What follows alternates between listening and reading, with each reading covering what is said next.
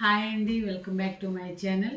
ఈరోజు వచ్చేసి నేను ఒక టాపిక్ అయితే చెప్పాలనుకుంటున్నానండి. మీకు ఏంటంటే ఈ రోజుల్లో ఈ జనరేషన్ అమ్మాయిలు ఎలా ఉన్నారో చెప్పాలని అనుకుంటున్నాను.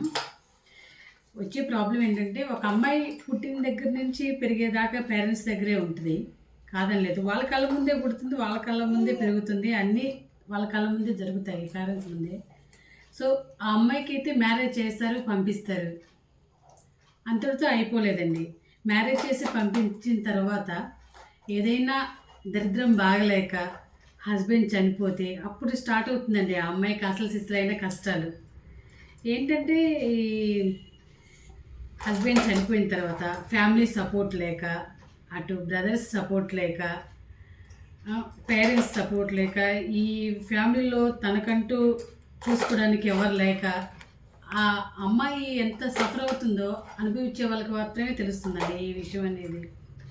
నేనేం చెప్పాలనుకుంటున్నానంటే ఈ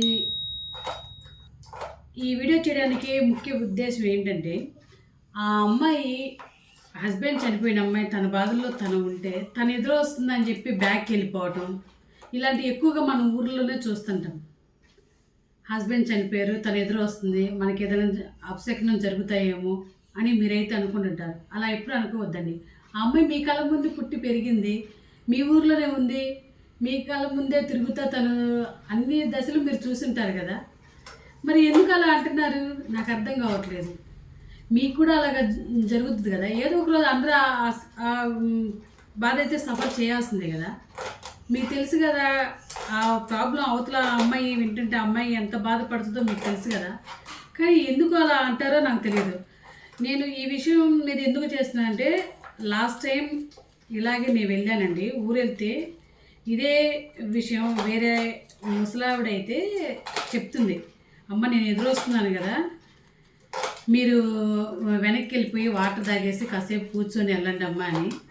పెద్దవాళ్ళ నుంచి పిల్లల దాకా అందరి మీద ఈ మూఢనమ్మకాలు అయితే రుద్దుతున్నారండి. ప్లీజ్ దయచేసి అలా రుద్దొద్దండి. ఇంకో విషయం వచ్చేసి, ఈ వాళ్ళు పెద్దవాళ్ళండి, వాళ్ళు అన్నీ చూశారు, వాళ్ళ లైఫ్ అంతా చూశారు, వాళ్ళకి మించి వాళ్ళకున్న అనుభవం కూడా మనకు లేదు. కాబట్టి కొంచెం మనిషిగా గుర్తించండి లేడీస్ని. ఇప్పుడు పెద్దవాళ్ళు, మీకు హస్బెండ్ ఉన్నారు కాబట్టి ఓకే, దరిద్రం బాగాలేక చిన్న వయసులో పోయిన వాళ్ళు, పెద్ద వయసు వాళ్ళు ఉన్నారు, ప్రతి ఒక్కరు లేడీస్ అన్నాక మ్యారేజ్ చేసుకున్న వాళ్ళు ప్రతి ఒక్కరు ఈ ప్రాబ్లం అయితే ఫేస్ చేసుకోవాల్సిందే, అందరూ యాక్సెప్ట్ చేయాల్సిందే. అంతేగాని పెళ్ళిళ్ళకి వెళ్తే ఎదురు వస్తుందని చెప్పేది మీరు పిలవద్దు. మీరు పిలవకపోతే వాళ్ళు రారు కదా, మీరు పిలుస్తుంటారు, వాళ్ళు వచ్చిన తర్వాత ఎందుకు వస్తున్నావు అన్నిటికీ ఎదురు అంటారు. మీరు పిలిచారు కాబట్టి వాళ్ళు వచ్చారు. ప్రతిదానికి అవమానించొద్దండి, భర్త లేని వాళ్ళని అవమానించొద్దు. నేను ఈ విషయం మీద అయితే ఈ వీడియో చేయాలనుకుంటున్నాను కాబట్టి ఈరోజు చేశానండి. ఎవరు కూడా ఈ తప్పుగా అనుకోవద్దు, ప్రతి ఒక్కరూ ఫేస్ చేయాల్సిన విషయమే కాబట్టి నా ఉద్దేశం అయితే చెప్తున్నాను. మీరు ఇలాంటి విషయం అయితే ఫేస్ చేస్తుంటే నాకు కామెంట్స్ రూపంలో చెప్పండి. థ్యాంక్ యూ అండి, థ్యాంక్ యూ సో మచ్.